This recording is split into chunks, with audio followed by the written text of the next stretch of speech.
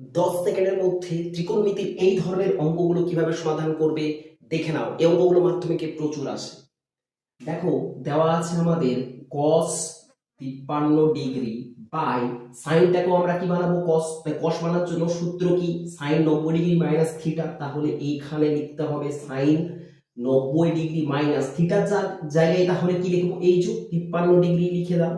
তাহলে কত হচ্ছে, cos 53 degree by sine 90 degree minus 53 degree, তাহলে হচ্ছে কি cos 53 ডিগ্রি, এবং উপর নিচে দুটাই ইকুয়াল সমান আছে, কেটে দাও। তাহলে এর ভ্যালু কত হবে, 1। এই ধরনের অঙ্ক পাওয়ার জন্য আমার চ্যানেলটিকে অবশ্যই সাবস্ক্রাইব করে রাখো।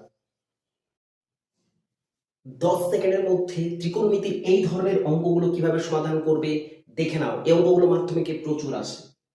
দেখো, দেওয়া আছে আমাদের cos 53 ডিগ্রি বাই সাইনটাকেও আমরা কি বানাবো, কস বানানোর জন্য সূত্র কি, সাইন 90 ডিগ্রি মাইনাস থিটা। তাহলে এইখানে লিখতে হবে সাইন 90 ডিগ্রি মাইনাস থিটার জায়গায় তাহলে কি লিখবো, এই যে 53 ডিগ্রি লিখে দাও।